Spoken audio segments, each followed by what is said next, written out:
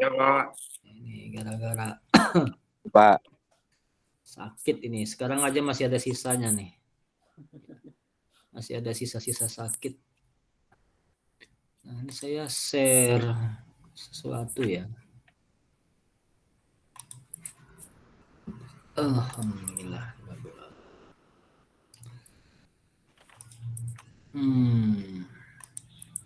Apakah semua yang di sini sudah login ke e-learning? Malam ini udah dibuka, Pak, e-learningnya? Jangan lupa, udah itu. Siapa? Ya, lebih penting e-learning. Oh ya Pak, tanya untuk pertemuan ketiga kan kita belum unduh tuh Pak. Itu bagaimana ya Pak? Pertemuan ketiga. Iya. Sedangkan Bapak kan bikin schedule tuh tanggal 19 Oktober. Nah waktu itu kan nggak ada pertemuan ya Pak. Oke. Ketiga berarti aman ketiga itu ya? Tetap ya, hadir semua itu. Iya. Di e-learningnya masih itu Pak, belum terdaftar kita. E-learning itu saya buat dari jam itu tanggal 19 Oktober ya? Iya betul Pak. Saya buat dari jam 20. Oke. Tapi nggak apa-apa ya. Ini nanti tetap saya sudah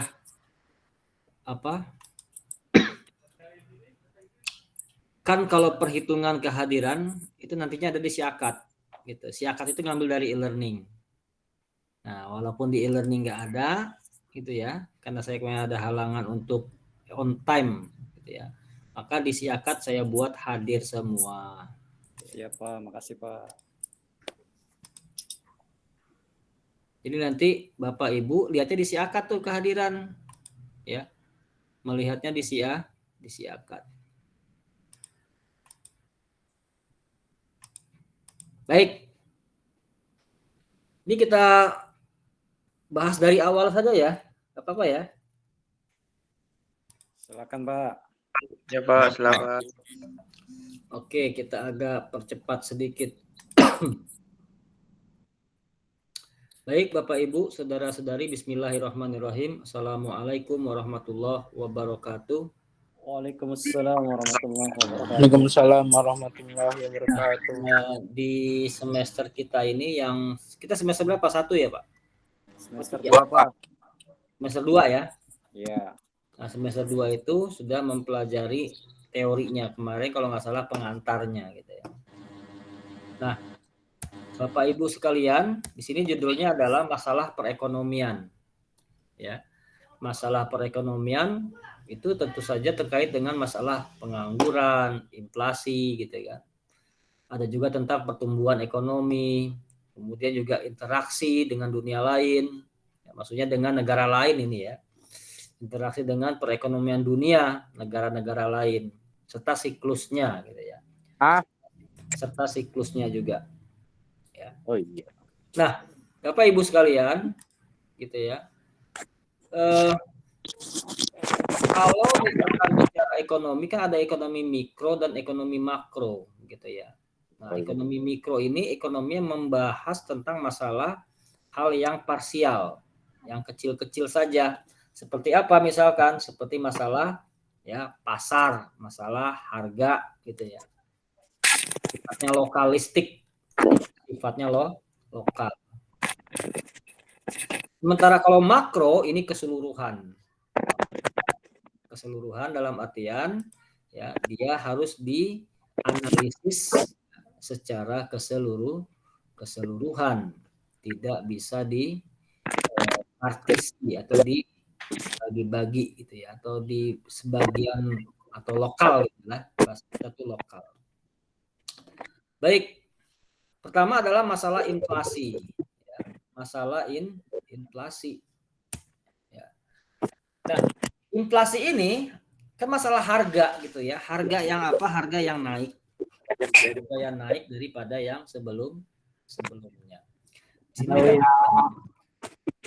kecenderungan dari harga-harga untuk menaik secara umum dan terus-menerus. Tahu sebagai suatu proses kenaikan harga-harga yang berlaku dalam suatu perekonomian. Pasrah dia. Nah, itu coba mikrofonnya Pak Idam Seprian. Mohon maaf Pak, mohon maaf. Ya, di mute Pak. Oke. Ya. Nah, kemudian tiga komponen dalam memahami inflasi. Yang pertama adalah kenaikan harga. Ya. Yang pertama adalah kenaikan harga. Jadi harga dari 200 naik ke 210 misalkan. Nah, ini sudah terjadi inflasi. Dan secara periodik bisa bulan ini dibanding bulan kemarin, 3 bulan ini dibanding 3 bulan kemarin, gitu ya. Atau bahasanya ada year to on year, ya, tahun ke tahun, bulan ke bulan, gitu ya. Atau semester ke semester, dan seterusnya, macam-macam. Ya. Kemudian ini yang kedua adalah bersifat umum. Ya. Bersifat umum artinya memang ini adalah sesuatu yang lumrah, gitu ya.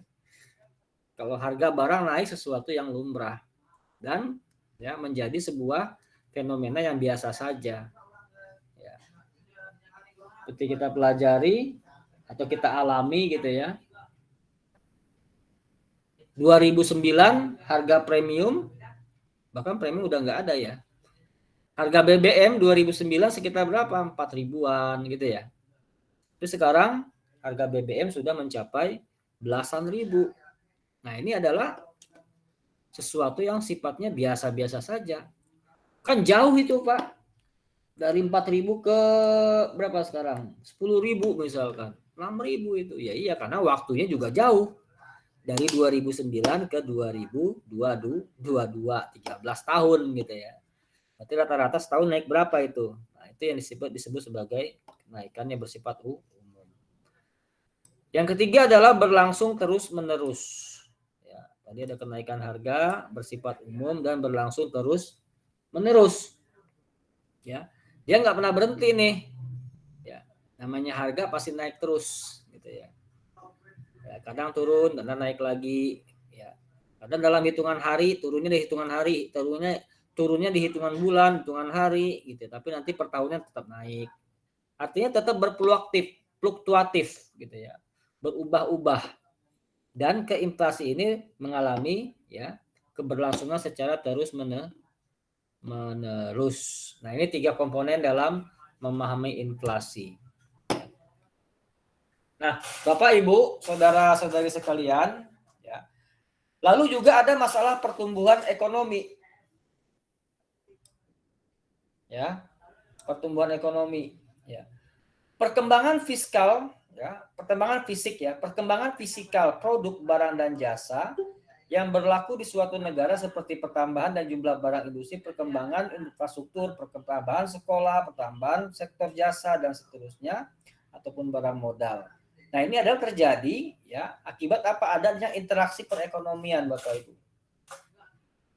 Ya, produksi barang dan jasa, tentu saja nanti ada yang membeli.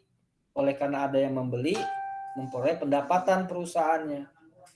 Oleh karena memperoleh pendapatan, ya bisa membiayai tenaga kerja.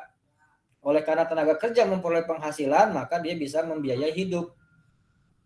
Nah, karena dia bisa membiayai hidup, maka dia akan belanja. Nah, belanja istilahnya pengeluaran untuk konsumsi.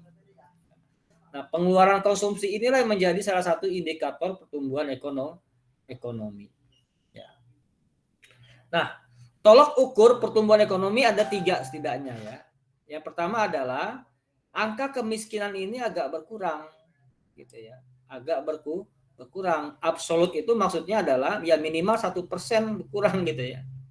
Absolut. Misalkan 2020 pengangguran 11%, 2021 menjadi 8%, itu absolut berkurang gitu. Yang kedua, menurunnya ketimbangan distribusi pendapatan, ya ketimpangan gitu ya. Penghasilan di Jawa Barat misalkan Rp4.200.000. Penghasilan di Jawa Timur misalkan Rp1.000.000. Nah, ini kan timpang. Ya. Kalau sudah hampir mirip-mirip gitu ya, atau DKI misalkan dengan Jabar, DKI dengan Banten gitu ya. Ini kan hampir mirip-mirip, berarti tidak terjadi ketimpangan. Ya. Kalau jauh berbeda, ya, misalkan di kota Jawa Timur, ya UMP-nya misalkan 3.500.000, di Jawa Tengah misalkan 1 juta rupiah, ini timpang. Memang pasti berbeda, tapi tidak terlalu jauh. Karena distribusi pendapatan ini akan mempengaruhi ya kemampuan ya masyarakat atau para pelaku ekonomi untuk mengeluarkan pengeluaran konsumsinya.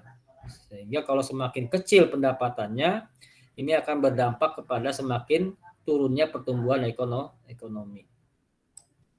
Berkurangnya angka pengangguran. Nah, tadi sama juga di atas gitu ya.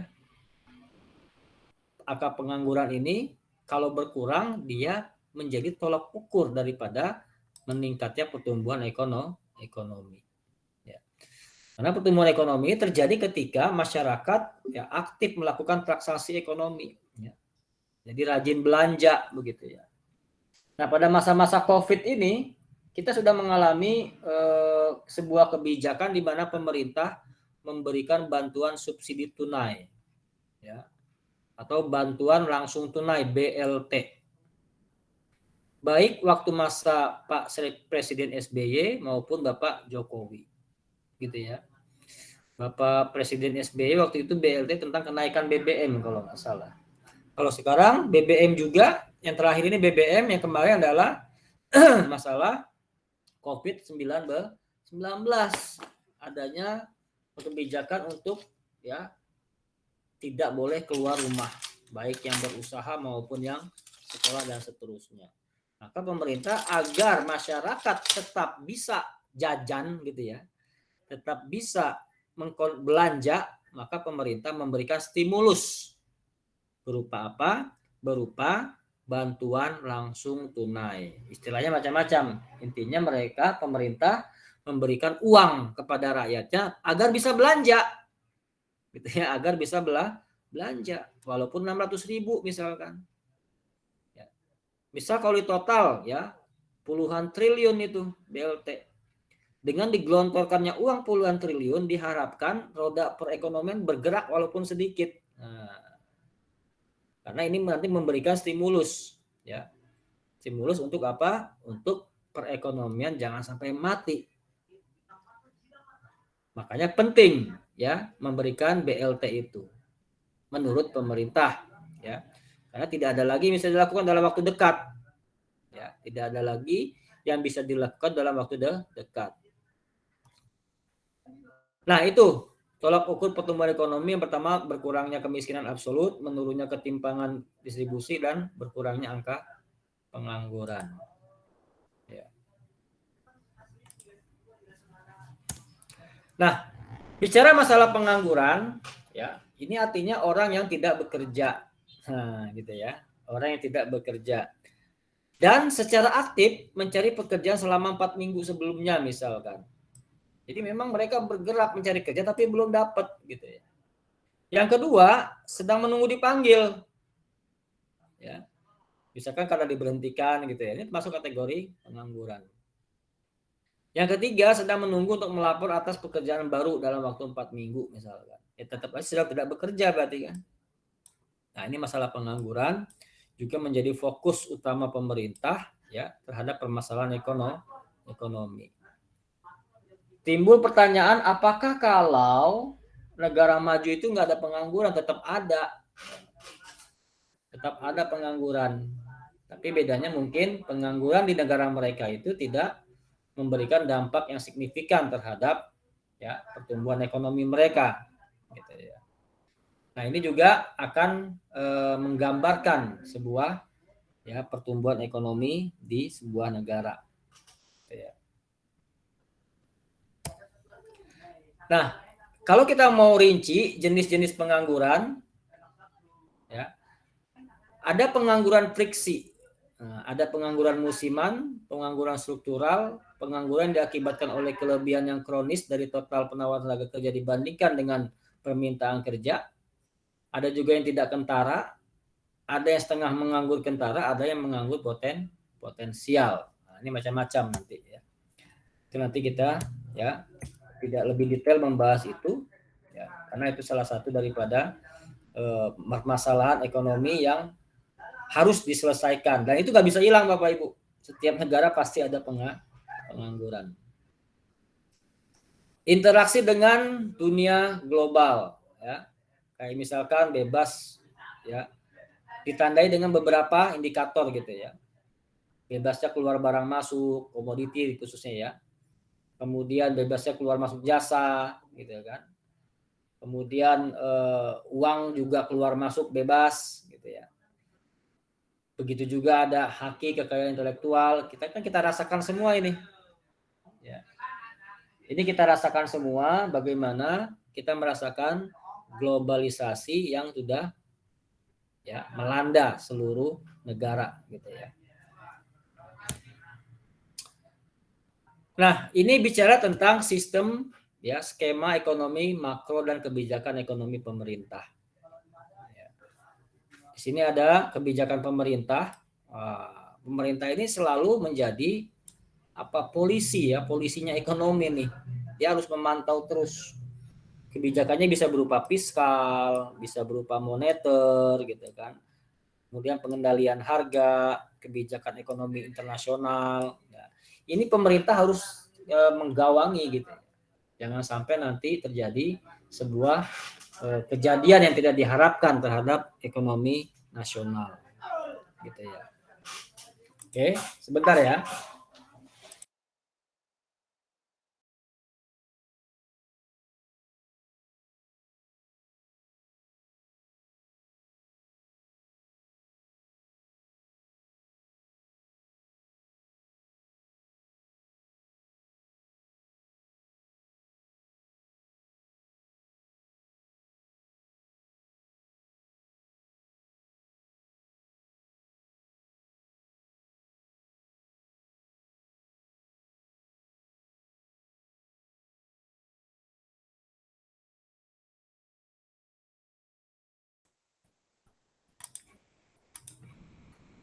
Nah, kemudian ya ada faktor-faktor eksternal ya, kayak iklim, cuaca, perang, ekonomi negara-negara lain dalam dalam membentuk kebijakan atau ya, bertujuan untuk menciptakan stabilisasi ekonomi.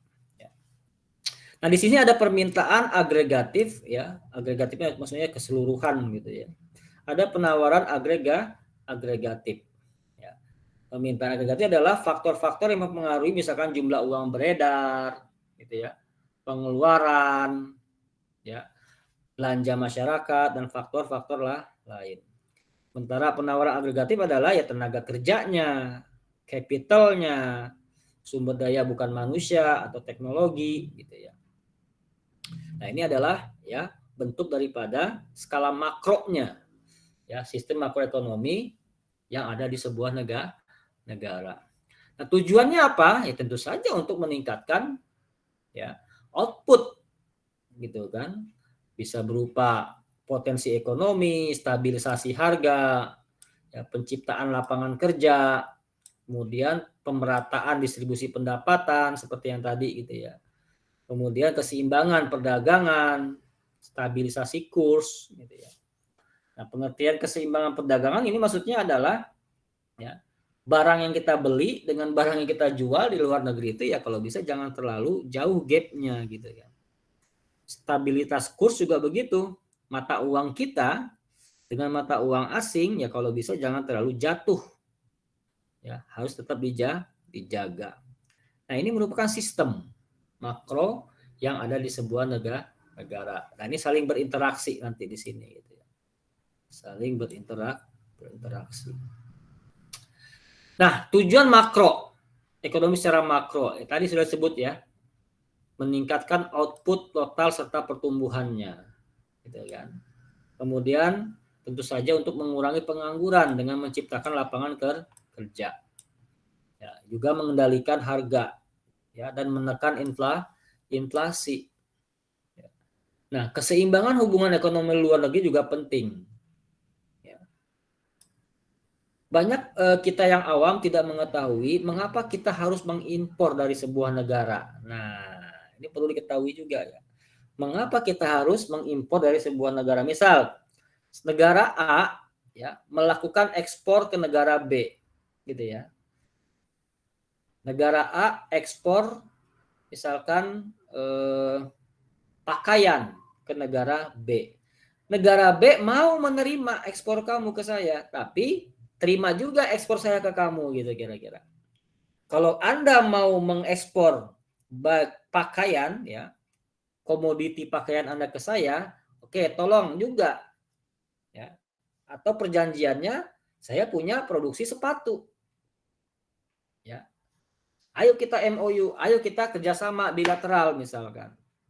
Saya mau menerima, saya mau bersedia impor pakaian dari negara Anda, tapi dengan syarat Anda harus mengimpor produk sepatu ke negara Anda, produk saya ini, gitu ya. Jadi ada timbal baliknya. Makanya jangan heran, ya, kalau ada misalkan hal-hal yang menurut kita secara awam terjadi bargaining seperti itu antara negara Indonesia dengan negara lain. Kadang kita butuh sekali nih, ya, agar barang kita terjual di luar negeri. Ini kan tugas pemerintah, ya, agar meningkatkan ekspor. Kan negara nggak sembarang nerima. Oke, gue beli barang lo, gitu ya. Tapi lu harus beli barang gue ini, gitu ya. Ini saling memberikan manfaat. Nah, tinggal nanti masalah keunggulan produk dan kualitas yang bisa memainkan peran. Siapa yang lebih unggul produknya di kancah internasional atau ekonomi internasional. Ya. Kadang kita kan heran juga, ya. Syarat Anda mengekspor produk ke negara saya, coba Anda beli dulu produk saya ini setelah kita sepakat gitu ya. Akhirnya apa? Akhirnya pernah kita dengar kan, pacul kita impor dari negara lain gitu ya. Itu syarat itu. Padahal kita bisa bikin sendiri kan. Garam kita impor dari negara lain. Sebetulnya pemerintah juga serba salah. Ini kalau kita nggak impor pacul gitu ya, produk kita nggak bisa kejual ke negara itu misal gitu ya. Bisa jadi kayak gitu bargainingnya, deal-dealannya gitu ya. Nah ini yang kita nggak tahu kadang-kadang. Ya. Nah, tapi juga jangan serampangan juga gitu ya. Yang nggak benar itu adalah ya impor jor-joran gitu ya, hanya untuk mendapatkan komisinya. Nah itu yang tidak baik gitu ya. Tapi kalau hanya untuk pertimbangan untuk meningkatkan ekspor, ya, maka ada strategi yang dilakukan oleh pemerintah. Ya oke lah, nggak apa-apa gue impor pacul, yang penting barang dagangan gue nih ekspor bisa keluar, misal gitu ya, itu nggak masalah. Karena nanti akan dilihat, ya, jauh mana perdagangan internasionalnya. Apakah lebih banyak ekspor atau lebih banyak impor. Nah itu, ya, keseimbangan hubungan ekonomi luar negeri. Pemerataan distribusi pendapatan. Nah, ini juga sama ya, dari Sabang sampai Merauke kalau bisa jangan timpang gitu ya. Kalau bisa ya semua orang mempunyai pendapatan walaupun berbeda-beda, tapi jangan sampai timpang. Piranti-piranti kebijakan ekonomi makro, ada yang fiskal, ada yang moneter, ada penetapan harga, ada kebijakan juga ekonomi luar negeri. Fiskal ini terkait dengan pajak, Bapak Ibu. Pemerintah dahulu sempat menolrupiahkan pajak barang mewah. Agar apa? Agar ekonomi bergerak. Jadi orang beli kendaraan, misalkan mobil Alphard. Alphard itu kalau sudah sama pajak segala macam, ya mungkin yang di sini lebih tahu ya. Itu kalau nggak salah 850 juta gitu ya. Atau 900 juta. BBM-nya ya, barang mewahnya, ya, pajak barang mewah gitu ya. Barang mewah gitu ya. Dihapus 0 rupiah. Ternyata cuma 500 juta gitu kan. Jadi orang jadi beli. Apalagi misalkan ya, untuk meningkatkan pendapatan pemerintah dari sisi pajak, pemerintah menaikkan pajak pertambahan nilai misalkan. dari 10% ke 11%. Karena apa? Karena lagi nggak punya duit nih pemerintah gitu ya. Maka harus ditambah ini pemasukan dari pajak. Atau cukai. Nah, cukai rokok, cukai alkohol, cukai macam-macam gitu ya. Nah, karena ini barang cukai sifatnya dilarang, maka dikenakan cukai. Ini juga merupakan kebijakan fiskal. Ya, untuk salah satunya fungsinya adalah untuk meningkatkan penerimaan negara. Ya. Yang kedua, kebijakan moneter. Ini kebijakan untuk apa? Untuk mengatur sirkulasi uang, gitu ya, agar terkendali. Kalau uang terlalu banyak beredar, sementara produksinya nggak tumbuh, ya ini bisa terjadi inflasi, bahaya. Ya, uang banyak, barang langka, maka ini bakal mahal semua harganya. Maka akan terjadi sebuah resesi nanti.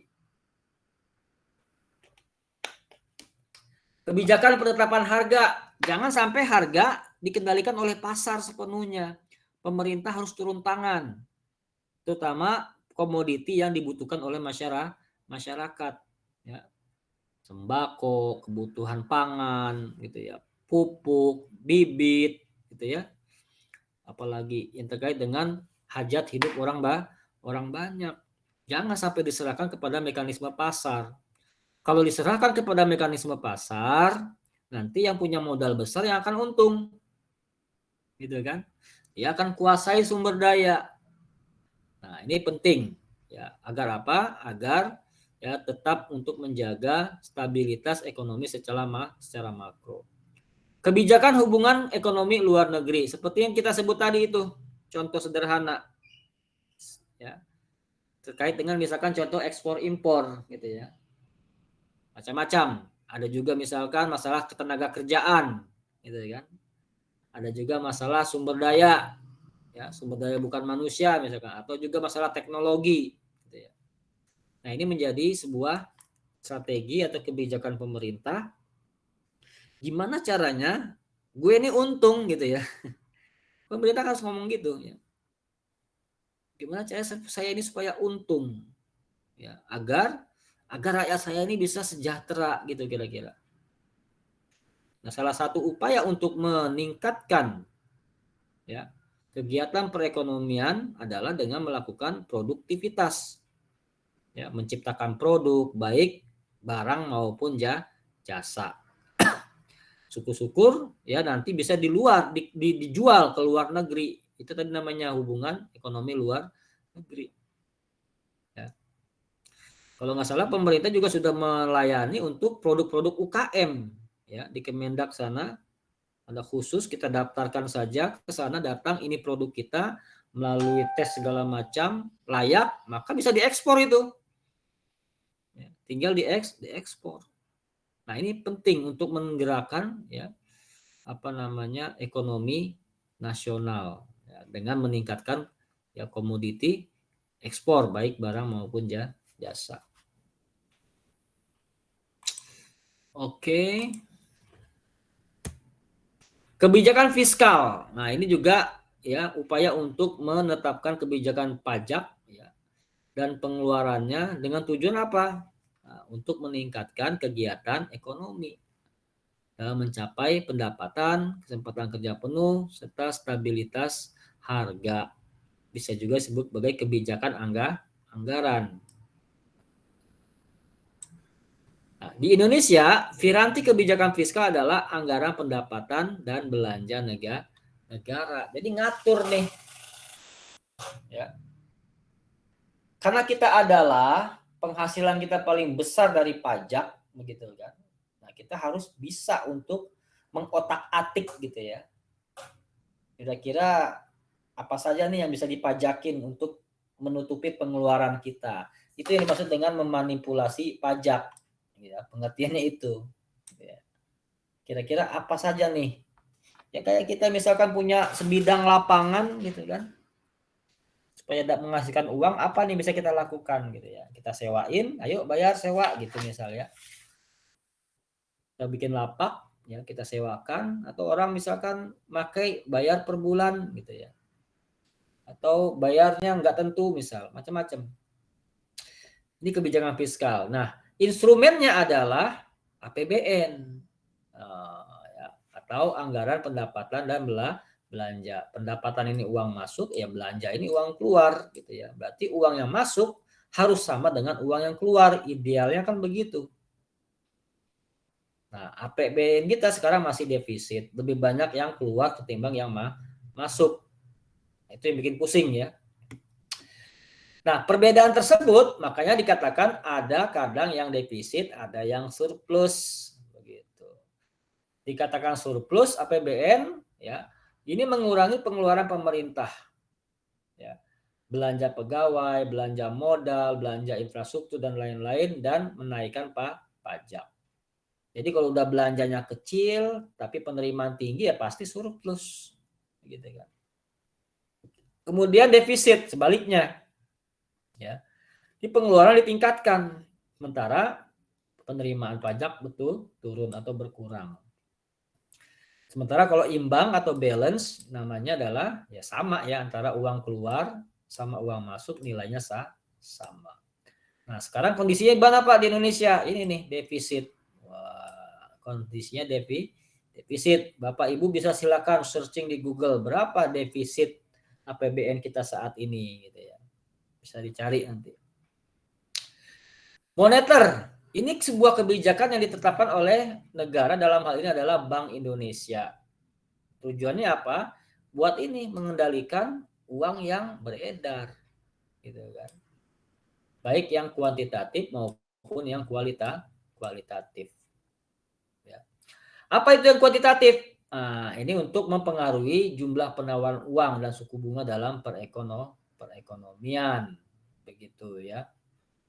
Kalau uang terlalu banyak yang beredar, sementara ya produktivitas nasionalnya nggak naik, nah ini bahaya.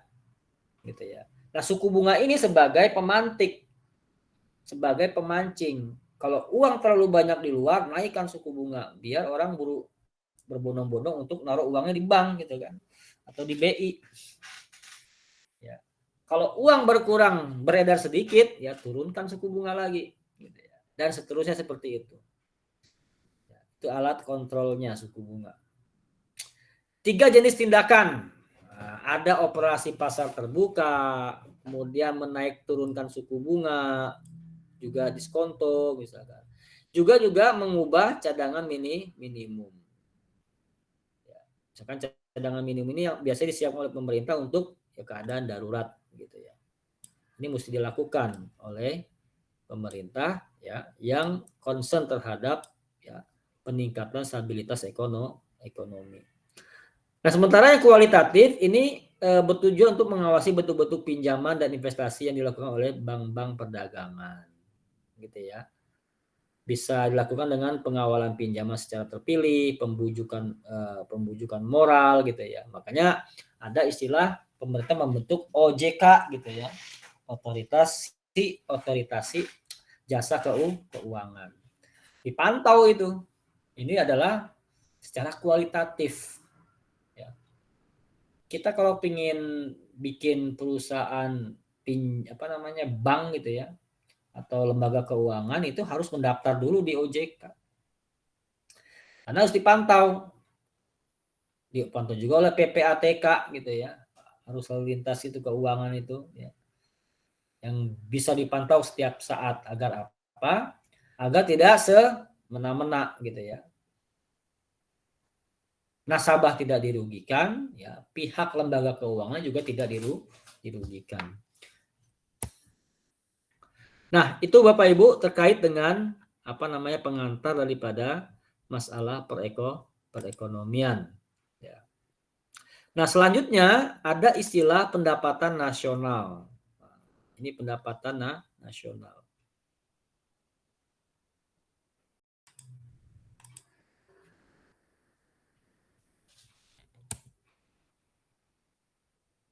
Nah, kalau kita bicara pendapatan nasional itu apa sebetulnya? Kita pahami secara awam saja dulu. Berarti yang didapat oleh sebuah negara. Apa itu kira-kira? Ya tentu saja kalau bicara kuantitatif pasti uang gitu ya. Secara kuantitatif pasti uang. Secara real apa biasanya? Ya adalah barang dan jasa gitu ya. Barang dan jasa. Atau bahasa teorinya adalah output gitu ya. Output ya. Makanya di sini dibacakan salah satu indikator telah terjadinya alokasi yang efisien secara makro adalah nilai output nasional yang dihasilkan oleh sebuah negara gitu ya. Nilai output nasional yang dihasilkan oleh sebuah negara. Nah, besarnya output nasional dapat menunjukkan beberapa hal penting dalam sebuah perekonomian. Nah, ini dia. Besarnya output nasional ini akan memberikan hal yang penting dalam sebuah perekonomian. Oke. Baik. Ini beberapa pengertian ya. Ada yang mengatakan ya, pendapatan nasional adalah nilai output nasional yang dihasilkan sebuah perekonomian pada waktu tertentu. Juga pendapatan nasional merupakan indikator bahwa telah terjadinya alokasi efisien secara makro. Nah, besarnya output nasional menunjukkan beberapa hal penting dalam ya sebuah perekonomian. Ya. Jadi ada yang dihasilkan, ada yang diproduksi, gitu ya, ada yang dibuat, gitu ya. Nah, ini pendapatan nasional. Beberapa hal penting yang ditujukan dalam pendapatan nasional. Ya. Output nasional merupakan gambaran awal tentang seberapa efisien sumber daya yang digunakan untuk memproduksi barang dan jasa. Output nasional juga bisa dikatakan gambaran awal tentang produktivitas dan tingkat kemakmuran suatu negara yang diukur dengan output nasional per kapita. Ya. Output nasional juga merupakan gambaran awal tentang masalah struktural yang mendasar. Ya. Dan jika output nasional hanya dinikmati oleh sebagian penduduk, maka negara tersebut mengalami sebuah permasalahan. Nah, gitu ya. Kita misalkan ada 30-an provinsi yang menikmati cuma ya 15 provinsi saja. Nah, ini permasalahan. Gitu ya. Kayak misalkan kemarin ya, BBM dinikmati oleh orang itu dengan harga yang umumnya. Ketika di Papua menjadi lebih mahal. Nah, ini sebetulnya belum melakukan sebuah output nasional yang baik gitu ya. Oh, karena itu perjalanan jauh ya, betul. Nah, itu tugas pemerintah untuk membuka jalur agar proses distribusi berjalan lancar gitu ya. Karena kalau sebuah daerah mengalami ya sebuah daerah dalam suatu negara mengalami hal yang berbeda dengan daerah yang lain secara ekonomi, memang dibuat disengaja, nah itu negara yang bersangkutan yang tahu. Yang jelas secara teori ya keseluruhan jangan sampai terjadi ya distribusi pendapatan yang tidak merata. Baik masalah harga barang, ya masalah nilai jual dan seterusnya. Kalau perbedaan hanya sebatas yang wajar itu memang biasa gitu ya. Kayak UMP DKI 4, berapa sekarang? 4,4, 4,3, Jawa Barat 3, gitu itu biasa. Perbedaannya tidak selalu signifikan, tidak jauh ya, tidak terlalu jauh, ya, tidak signifikan jauhnya. Pengertian pendapatan nasional menurut teori makroekonomi. Ini biasa disebut sebagai PDB. Bapak Ibu pasti sering mendengar kata-kata PDB ya. Produk domestik bruto. Bahasa Inggrisnya adalah GDP atau gross domestic bruto. Nah, ini adalah nilai barang, Bapak Ibu. Barang ya atau jasa, berarti kan ini produk gitu ya, nilai produk. Tapi produknya produk akhir yang langsung digunakan. Ya. Dan dia juga berdasarkan harga pasar. Ya. Dan diproduksi oleh sebuah perekonomian dalam periode tertentu. Tentunya dengan menggunakan faktor-faktor produksi yang berada dalam negara tersebut. Nah, ya. Atau dalam perekonomian tersebut.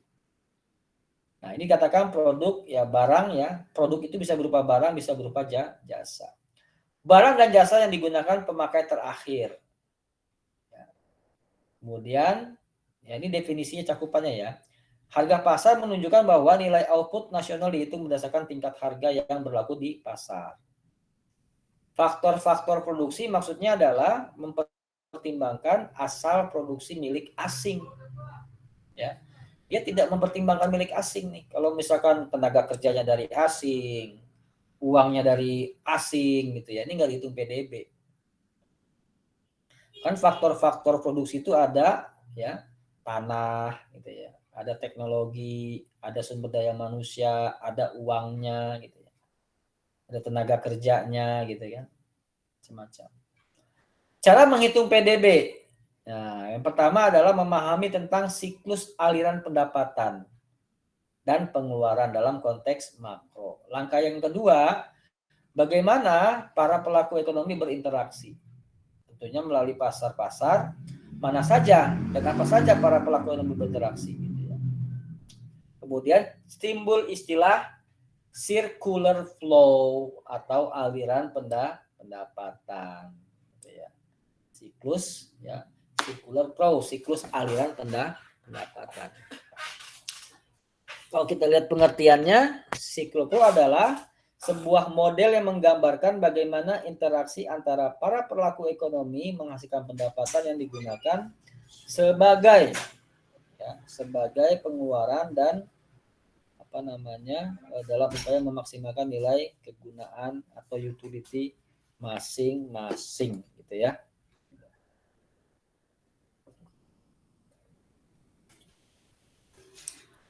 Terima kasih. Oke. Jadi dia ini setiap sektor nanti akan mempunyai upaya mengeluarkan uang dan menerima uang gitu kira-kira. Ya. Dikenal ada 4 sektor dalam sirkulasi pendapatan. Pertama adalah sektor rumah tangga. Yang kedua adalah sektor perusahaan. Yang ketiga adalah sektor pemerintah. Yang keempat adalah sektor luar negeri. Nah, gitu ya. Rumah tangga ini ya individu ini kita ini ya. Kita ini rumah tangga. Perusahaan ya ini biasanya sekumpulan perusahaan yang memproduksi barang dan jasa. Pemerintah ya berarti pemerintah, mereka yang mengregulasi gitu ya, yang mengatur dan meregulasi. Luar negeri berarti negara lain ya, perekonomian dunia yaitu di mana terjadinya kegiatan ekspor dan impor. Nah, ini perhatikan ini Bapak Ibu. Ini sirkulasinya seperti ini. Ya. Ini sirkulasinya seperti ini. Kita perhatikan nomor berapa ya? Nomor 1. Mana nomor 1 nih? Ini nomor 1 ya. Nah, garisnya adalah ini. Kalau kita baca nomor 1 ini garisnya dari perusahaan ke rumah tangga. Nah, itu ya. Artinya apa? Ini garisnya keluar ya. Berarti perusahaan akan mengeluarkan uang untuk memproduksi barang dan jasa. Kemana uang itu dibayarkan? Ke rumah tangga. Ke rumah tangga. Apa itu rumah tangga ya? Kita ini yang kerja gitu ya. Yang mempunyai saham, yang menabung uang gitu kan. Yang menyewakan tempat bagi perusahaan. Nah, nama pengeluarannya bisa macam-macam, ada yang gaji, ada yang upah, gitu ya, ada bayar bunga, perusahaan kan bayar bunga, gitu ya. Kemudian perusahaan membayar dividen kepada pemegang sahamnya, perusahaan membayar sewa kepada ya pemilik lahan, misalkan pemilik gedung dan pemilik lainnya. Nah, ini adalah pengeluaran bagi perusahaan. Pengeluaran bagi perusahaan ini merupakan penerimaan bagi rumah tangga, Bapak Ibu. Pengeluaran bagi perusahaan ini adalah merupakan ya, penerimaan dari rumah tangga. Oke. Nah, itu. Kemudian nomor 2. Nah, nomor 2 juga sama. Ini dia nomor 2 ya. Ini nomor 2, pemerintah mengeluarkan uang untuk rumah tangga, gitu kan. Pemerintah mengeluarkan uang untuk rumah tangga. Berupa apa namanya? Ya gaji, ya PNS gitu ya. Pemerintah membayar PNS.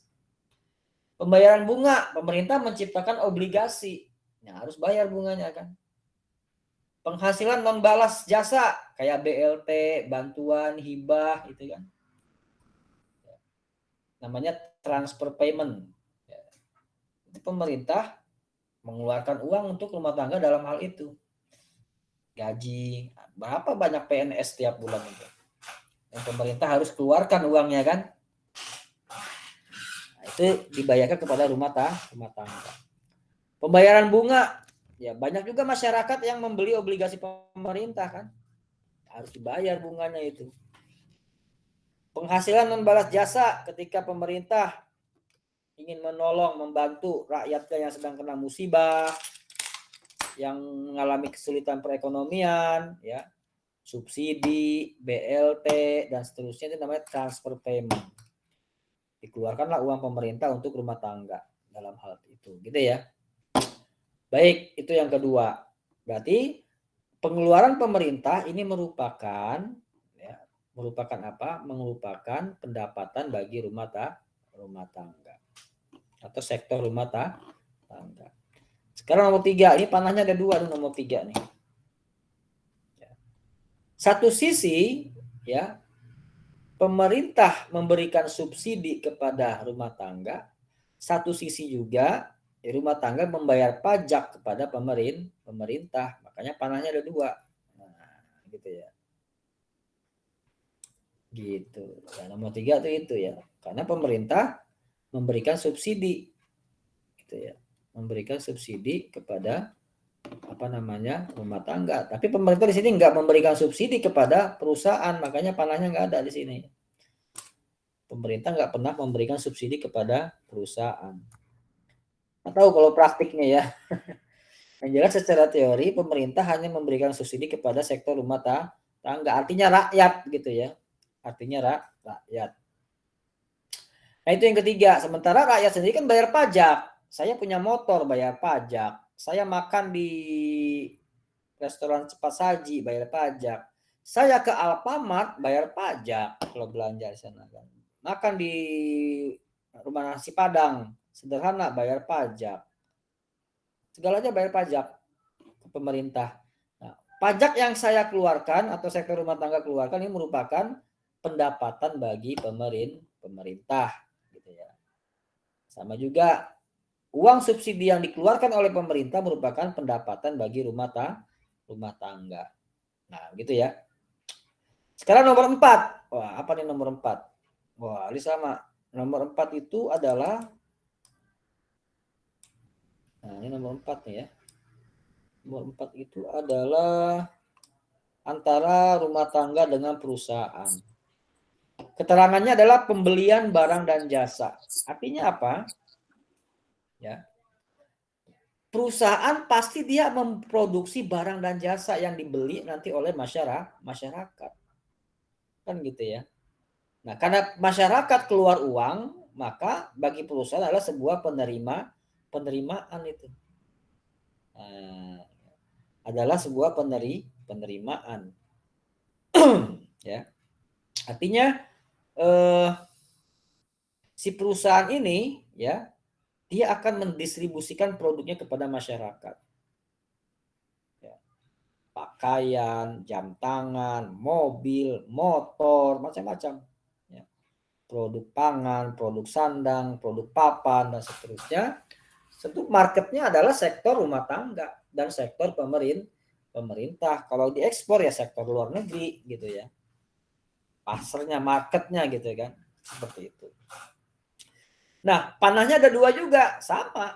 Perusahaan juga, dia juga ada kalanya ya membeli produk atau jasa dari sektor rumah tangga gitu. Kenapa? Karena dia butuh juga gitu kan. Karena dia butuh juga. Nah, pengeluaran bagi perusahaan merupakan pendapatan bagi rumah tangga. Nah, belanjanya rumah tangga ke perusahaan ini merupakan pendapatan bagi perusahaan. Nah, jadi sirkulasinya seperti itu gitu ya. Yang nomor 4. Oke. Selanjutnya nomor 5. Nah, ini pemerintah nomor 5. Nah, belanja nih pemerintah nih. Belanjanya kemana ya? Ke perusahaan. Gitu ya. Makanya uang keluar nih bagi pemerintah, tapi menjadi penerimaan bagi perusahaan. Apa yang dibelanjakan? Ya berupa barang dan jasa. begitu. Pemerintah kan butuh mobil, butuh bangun gedung, butuh bangun jembatan, butuh ngaspal jalan, butuh bangun jalan tol, bangun stadion, terminal, macam-macam. Belum lagi kebutuhan PNS, gitu kan. Ini kan mesti belanja, ya, mesti belanja kepada perusahaan. Kenapa perusahaan? Karena mereka yang memproduksi itu. Mereka yang memproduksi. Nah, karena perusahaan mendapatkan pendapatan daripada hasil jualannya, kan berarti perusahaan dia ngejual ke rumah tangga, ngejual ke perusahaan gitu kan. Nah, tapi dia nanti dikenakan pajak. Nah, di nomor 6 ini nih. Dikenakan pajak, makanya dia keluar duit. Ya, keluar duit, bayar pajak kepada pemerintah. Bagi perusahaan itu namanya pengeluaran. Namun bagi pemerintah ini merupakan sumber penerimaan, ya, pajak. Jadi ada 2 tuh, pajak datang ke pemerintah dari perusahaan dan dari sektor rumah tangga. Ya. Nah, itu nomor 6. Nah, sekarang nomor 7. Ternyata nomor 7 ini pihak luar atau di luar negara, ya, tertarik dengan produk yang ada di dalam negara. Makanya larinya ke dunia internasional. Nah, berarti ekspor gitu ya. Kalau misalkan produknya sudah bisa diekspor, berarti nanti ya itu merupakan pemasukan bagi perusahaan. Tentunya berupa mata uang asing. Maka terjadilah di situ nanti masalah kurs, ya. Selisih atau nilai uang daripada mata uang dalam negeri dengan mata uang asing. Gitu kan. Nah, itu yang ke-7. Yang ke-8 sebaliknya. Ya. Kalau misalkan sektor rumah tangga butuh produk-produk yang nggak ada di dalam negeri, dia akan berupaya mencari keluar. Nah, atau dalam negeri nggak mampu produksi, dia akan berupaya mencari keluar, yaitu dengan mengimpor. Dan ini juga difasilitasi oleh pemerintah. Karena pemerintah yang mengatur apa saja yang boleh diimpor, apa saja yang nggak boleh diimpor, gitu ya. Harus dilihat oleh pemerintah. Nah, disinilah dunia internasional itu ada, gitu ya. Nah, kalau sudah terjadi ekspor dan impor, maka negara tersebut sudah sudah menyatakan perekonomian terbuka, nggak tertutup. Kenapa? Sudah bertransaksi dengan negara lain. Ya. Nah, itu kurang lebih penjelasan daripada ya sirkulasi pendapatan atau siklus pendapatan. Penjelasannya banyak, ini ada di sini ya. Nah, ini yang saya jelaskan tadi ada semua di sini nih. Perusahaan membutuhkan faktor produksi dan seterusnya. Nah, ini ya. Bisa dibaca di sini. Oke. Nah, ini banyak gitu ya.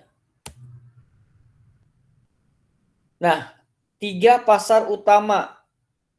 3 basic market. Wah, ini ada barang dan jasa, ada tenaga kerja, ada uang dan modal gitu ya. Memang secara makro ini harus dikaji, harus dianalisis gitu ya. Pasar yang begitu banyak ini ternyata bisa dikelompokkan menjadi 3 ya. Ada pasar barang dan jasa, ada labor market, ada uang dan modal ya. Ya, barang dan jasa biasa gitu ya. Ada produk-produk gitu ya, macam-macam. Nah, ini bisa kita baca. Beda nanti di sini ada perekonomian tertutup dan terbuka nih, dikatakan seperti itu ya. Dalam perekonomian tertutup, permintaan utamanya berasal dari sektor rumah tangga dan pemerintah. Permintaan tersebut pada umumnya berupa permintaan barang dan jasa akhir. Penawaran barang dan jasa berasal dari sektor perusahaan. Sementara dari ekonomi modern atau terbuka, semakin tingginya tingkat spesialisasi, tidak semua perusahaan memproduksi sendiri bahan baku untuk memproduksi barang dan jasa. Perusahaan mobil tidak menambang sendiri biji besi yang dibutuhkan, juga tidak memproduksi sendiri mesin yang digunakan untuk mencetak rangka mobil gitu ya. Jadi Bapak Ibu, kalau sudah perekonomian terbuka itu misalkan dikatakan ya terkait dengan barang dan jasa, dia faktor-faktor produksinya nggak ini semua, nggak di handle semua. Saya misalnya pengusaha besar di Indonesia, saya memproduksi apa ya? Memproduksi handphone. Wah, gitu ya. Kebetulan saya bisa membuat handphone, menguasailah bagaimana cara membuat sebuah handphone, smartphone gitu ya, handphone pintar. Saya mengerti ya, proses produksi di Indonesia sangat mahal gitu. Karena memang belum mendukung secara infrastruktur produksinya. Akhirnya saya mencoba memproduksi ya di Cina, karena di Cina tenaga kerjanya murah gitu kan. Nah, akhirnya saya bangun pabrik di sana, lebih murah, yang saya produksi banyak gitu kan, ketimbang saya bangun pabrik di Indonesia. Nah itu kira-kira ya kalau perekonomian modern ya. Kalau mobil di sini contohnya seperti itu ya.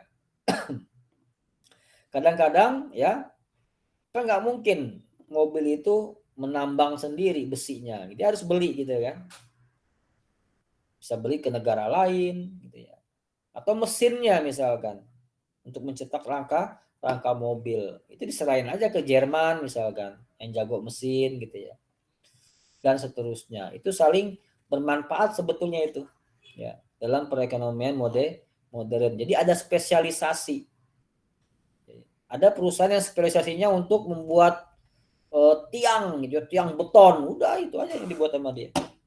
Jadi nanti para kontraktor, para pembangun gedung-gedung tinggal beli aja sama dia. Ada perusahaan yang khusus buat ngangkut tanah gitu ya. Dia punya truk yang khusus buat ngangkut tanah merah itu gitu ya. Jadi nanti kalau pengembang-pengembang yang tanahnya perlu diuruk tinggal telepon dia aja udah. Itu kan fenomenal ya yang terjadi di kita. Jadi semakin tingginya spesialisasi ini semakin bagus sebetulnya gitu ya. Apa namanya, nggak perlu repot lagi. Contoh yang paling sederhana, saya punya perusahaan saya besar, karyawan misalkan 500 orang. Saya butuh cleaning service dan keamanan. Waduh, saya nggak kompeten nih menyiapkan itu. Udah saya sewa outsourcing aja deh gitu ya. Ya karena memang spesialisasi outsourcing itu bagus. Dia udah di ahlinya, udah spesial di ahlinya gitu ya. Sudah ahlinya udah spesial di bidang cleaning service, udah spesialisasi di bidang keamanan, security gitu kan. Udah saya tinggal bayar aja. Gitu kan. Nah, itu merupakan sebuah apa namanya perekonomian modern, nggak di handle semua gitu ya Bapak Ibu ya. Ini meningkatkan partisipasi apa menambah ya partisipatif atau partisipasi pihak lain, tentunya pihak lain ini yang memang profesional, yang memang spesial gitu ya, spesialisasi di produknya. Oke, ini masih sama ya, tentang bagaimana tentang pasar tadi gitu ya. Nah, pasar tenaga kerja. Nah, ini juga sama gitu ya. Pada perekonomian terbuka, penawaran kerja bisa juga berasal dari negara luar. Ya, misalnya penawaran tenaga kerja untuk buruh perkebunan kelapa sawit di Malaysia yang berasal dari Indonesia misalnya. Dan seterusnya. Ya.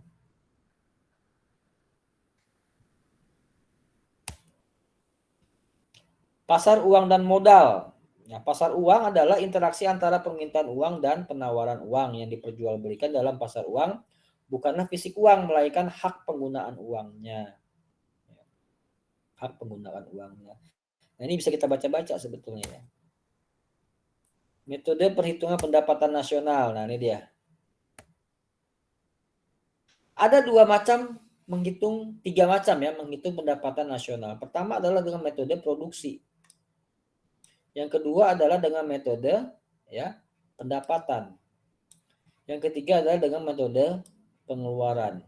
Nah, di Indonesia ini menggunakan metode apa? Menggunakan metode pengeluaran. Ya. Karena itu yang bisa dilakukan, ya, yang paling mudah bisa dilakukan oleh negara kita. Apa pengeluaran? Ya ini dia, pengeluaran rumah tangga, masih ingat siklus tadi ya. Kemudian pengeluaran pemerintah kan gitu. Kemudian pengeluaran perusahaan, Kemudian selisih antara nilai ekspor dan impor. Nah, ini metode yang dipakai oleh kita sampai saat ini dalam menghitung pendapatan nasional. Kalau metode output kayak gini ya, sederhana. Metode output itu seperti ini. Kapas gitu ya, outputnya 300. Menjadi benang jadi 400. Nilai inputnya 300 yang tadi di atas. Dan nilai tambahnya 100 sampai dia berbentuk pakaian 1000 gitu ya. Nilai inputnya 800, jadi nilai tambahnya 200. Ini produksi ya, bersama gitu ya, produksi juga seperti itu. Dan seterusnya. Metode pendapatan ya, ini tinggal dihitung saja gitu ya. Nah, berapa barang modalnya, berapa jumlah uangnya, berapa tenaga kerjanya, kemampuan kewirausahaannya. Nah, ini kan data mesti detail ini. Kita belum sanggup ini Bapak Ibu. Ya. Mesti rigid gitu ya. Harus ada sistem yang sistem data yang mutakhir gitu ya untuk melakukan itu. Nah, ini tenaga kerja bisa berupa gaji gitu kan. Barang modal misalkan dapatan sewa, uang finishnya misalkan bunga gitu ya. Pengusaha bisa dihitung dari profitnya. Maka pendapatan nasional itu terdiri dari ya, gaji ditambah bunga gitu ya, ditambah sewa, rental, ditambah keuntungan. Kayak gini nih ya. Di Amerika pakai itu tuh. Ya, gajinya sekian gitu ya, non gaji sekian, keuntungan perusahaan sekian, bunga neto sekian, sewa rental sekian, maka pendapatan nasional sekian gitu. Nah, metode pengeluaran. Nah, metode pengeluaran yang kita pakai Bapak Ibu. Ya. Ada konsumsi rumah tangga gitu ya, ada konsumsi pemerintah gitu kan. Ini kita sudah baca tadi sebelumnya ya di siklus. Ya. Kemudian pembentukan modal ya. Ada ekspor neto ya. Maksudnya ekspor neto itu adalah setelah diselisihkan daripada impor. Ya. Nah, rumusnya maka seperti ini. Ya. Pendapatan domestik bruto itu terdiri dari pengeluaran konsumsi rumah tangga, ditambah pengeluaran pemerintah, ditambah pengeluaran perusahaan atau investasi, ditambah juga dengan selisih antara ekspor dan impor. Inilah rumus baku daripada ya pendapatan nasional. Ya. C ditambah G ditambah I ditambah selisih ekspor dan impor. Ya. Nah, ini beberapa istilah ya, terkait dengan pendapatan nasional. Ada bruto, ada PDB, ya, ada PNB, nasional bruto, ada PNN, nasional neto, ada pendapatan nasional, ada pendapatan personal, ada juga pendapatan disposable. Nah, ini rumusnya menghitung daripada ya pendapatan nasional sampai kepada pendapatan perorangan, personal disposable gitu kan. Kalau PDB itu pertumbuhan ekonomi kita 5%, pertumbuhan ekonomi kita turun. Maksudnya ini nih, PDB ini. Bapak Ibu. Ya, PDB. Nah, kalau dia ditambah misalkan faktor-faktor produksi domestik luar negeri, kemudian dikurangi dengan faktor-faktor yang ada di dalam negeri tapi punya asing gitu ya, maka menjadi PNB dia. Produk nasional bruto. Ya kan? Kalau dia dikurangi penyusutan, dia menjadi produk nasional neto. Nah, gitu kira-kira ya. Kalau misalkan dia dikurangi dengan pajak tidak langsung lalu ditambah subsidi, maka ini pendapatan nasional. Maka ini menjadi pendapatan nasional. Gitu ya. Nah, pendapatan nasional ini ya kalau di breakdown lagi, dikurangi laba ditahan, dikurangi pembayaran asuransi sosial, ditambah pendapatan bunga personal, pemerintah dan konsumen, ditambah juga penerimaan bukan balas jasa. Ini namanya pendapatan personal. Gitu ya. Menjadi pendapatan personal. Pendapatan personal kalau dikurang pajak namanya pendapatan personal disposable yang sudah bisa digunakan oleh orang-orang atau perorangan. Nah itu Bapak Ibu, ya ini contohnya nih, ya, contoh daripada perhitungan produk domestik bruto. Ya. Tapi di negara mana nih? Di negara Amerika Serikat tahun 94. Ya, dia juga bisa ya menggunakan metode pengeluaran. Ya. Karena mereka sudah bisa mendetail secara rigid ya penerimaan dari segi produksi dan pendapatan, ya pengeluaran lebih mudah bagi mereka gitu ya. Jadi lebih mudah. Kemudian ada istilah teori konsumsi. Wah, ini masih panjang gitu ya. Waktu jam berapa sekarang nih? Baik, sudah jam 9:30 kurang 10 menit ya. Baik Bapak Ibu, saya kira cukup itu dulu ya.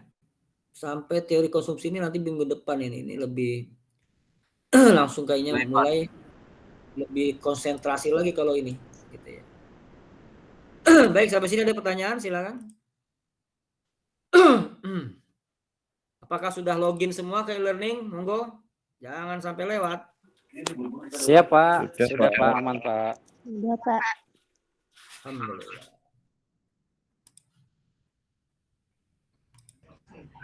Sebenarnya Pak, kalau dipikir-pikir banyakkan dari masyarakat loh Pak yang ngasih pendapatan ke negara. Betul daripada sekali. negara yang ngasih subsidi ke rakyat. Ya betul itu. Teorinya memang begitu Bu. Sebagian besar gitu ya, pertumbuhan ekonomi itu adalah pengeluaran dari masyarakat. C itu paling depan, tadi paling depan nih. Mana yang paling depan ya? Mana nih? Kita lihat. Ibu betul sekali itu. Bukan sebenarnya, memang faktanya begitu. Nah, nih C nih. C ini paling depan nih Bu. Kenapa dia paling depan? Dia karena paling gede. Yang memberikan kontribusi pertumbuhan ekonomi itu adalah pengeluaran masyarakat atau pengeluaran rumah tangga gitu Ibu. Ya. Kalau misalkan negara rakyat, kita nih rakyat atau rumah tangga masyarakat nggak bisa belanja gitu ya. Nah, udah lumpuh ekonomi Bapak Ibu. Ya. Dikatakan sebenarnya yang memberikan uang kepada negara itu rakyat, betul sekali, mutlak. Orang teori aja begitu, lihat nomor 1 tuh. C ditambah G ya, urutan pertama adalah rakyat, urutan kedua adalah pemerintah, urutan ketiga adalah perusahaan, gitu kan. Urutan yang terakhir adalah selisih antara ekspor dan impor. Keempat komponen inilah yang berkontribusi terhadap pertumbuhan ekonomi. Ya, kalau dipresentasikan mungkin ya hampir 70% ini didominasi oleh pengeluaran rumah tangga Bapak Ibu. Ya, pengeluaran rumah tangga. Kenapa ya? Ekonomi kan hidupnya di rakyat, mereka yang berinteraksi kan. Pemerintah kan cuma ngatur. Ya, cuma ngatur, regulasi supaya stabil dan macam-macam. Belanjanya pemerintah seberapa sih? Ya jauh lah dengan belanjanya rakyat. Kalau ada misalkan pemerintah lebih besar belanja kepada rakyat, nah itu perlu ditanyakan. Itu ya Ibu ya. Iya Pak. Mau memajukan perekonomian negara, maka fokus utama memajukan perekonomian rumah tangga Pak ya. Iya, makanya ketika ekonomi sedang anjlok nggak stabil gitu ya. Biar ekonomi ini berjalan terus, pemerintah kan ngasih uang tunai itu. Ke siapa? Ke rakyat, biar rakyat bisa jajan, biar bisa belanja. Zaman SBY ketika BLT itu ya, ketika bensin naik ya kalau nggak salah. Waduh, bensin naik nih, gimana caranya? Ini kompensasinya BLT. Agar apa? Agar rakyat nggak tercekik. Bisa. Saya nggak setuju. Hah? Bagaimana Ibu Arif? Kalau ngasih BLT itu tidak banyak membantu rakyat. Itu dalam konteks politik ya, ada pro kontra Bu. Tapi secara teori memang ya uang yang cash yang diberikan oleh negara kepada rakyat itu agar apa? Agar rakyat itu bisa belanja. Agar rakyat itu bisa melakukan pengeluaran. Gitu. Nah, dengan keluarnya uang dari kantong rakyat untuk belanja ini, belanja itu, maka itu dia akan memberikan efek domino gitu ya. Yang jualan jadi laku jualannya kan gitu. Walaupun Tapi dengan pemerintah memberikan BLT ke rakyat itu, bisa jadi pemerintah menaikkan pajak lagi. Nah, satu sisi pemerintah kan harus punya penghasilan juga. Gitu kan. Pajak itu tetap ada BLT, nggak ada BLT, pajak itu tetap. Maksudnya Ada dinaikkan BLT, lagi. nggak ada BLT, tetap pemerintah harus punya utang gitu ya. Untuk menutup defisit setiap tahun. Jadi kita mandangnya secara teoritis ya Bu, jangan secara politis. Kalau secara politis ya pasti ada pro dan kontra. Ingat Bapak Ibu di sini calon pakar ekonomi, harus bicara secara politis. Secara teoritis gitu ya. Nah, kalau secara politik benar. Kalau ada yang mengatakan ini tidak mendidik, benar. Kalau ada yang mengatakan ini memberikan manfaat yang besar, benar juga. Gitu ya. Nah, masalahnya kalau secara teoritis Bapak Ibu, dalam kondisi orang nggak punya penghasilan, ya, artinya saat itu juga dia harus membutuhkan uang tunai atau pendapatan saat itu juga. Untuk menciptakan pendapatan dalam waktu yang singkat, nggak bisa diciptakan lapangan kerja dulu. Bangun pabrik dulu, kelamaan gitu ya. Bangun pabrik dulu, pembebasan lahan dulu, bangun jembatan dulu, kelamaan. Orang udah keburu nggak makan gitu ya. Itu logika sederhananya. Makanya perlu pemerintah melakukan transfer payment. Nah, tadi kan ada kata-kata transfer payment. Ini senjata pamungkas ketika rakyat stuck gitu, yang nggak bisa jajan gitu. Maka dilakukanlah transfer payment. Dan transfer payment ini jangan sering-sering. Berdampak buruk juga bagi rakyat. Dia kalau misalkan kalau lagi macet gitu ya, dikasih suntik transfer payment gitu kan. Nah, jalan lagi gitu kan. Sebatas itu aja fungsinya. Untuk menstimulasi agar ya walaupun bergerak walaupun 1 meter gitu ya kira-kira. Nah, itu tujuan daripada transfer payment. Kalau bahasa teorinya itu transfer payment, TR gitu ya simbolnya. Kalau bahasa kita itu BLT gitu ya. Nah, kalau ada misalkan yang mengatakan BLT itu tidak mendidik, betul juga. Kalau terlalu sering nggak mendidik. BLT itu memang efektif, betul juga. Karena rakyat bisa langsung belanja dalam waktu yang dekat. Kita mengalami COVID, nggak bisa jualan lagi, digerebek sama pemerintah kalau keluar gitu ya. Nggak bisa ngapa-ngapain lagi, wah nggak punya penghasilan. Dalam waktu yang dekat kita butuh uang. Gitu. Makanya dilakukan transfer payment. Tapi nggak setiap bulan, nggak setiap tahun gitu kan. Hanya sementara. Jadi semacam injection darurat lah kira-kira gitu ya. Namanya juga transfer payment. Begitu ya Bapak Ibu? Iya Pak. Bismillah. Baik Bapak Ibu, ya. Minggu depan kita bahas tentang masalah konsumsi, ya.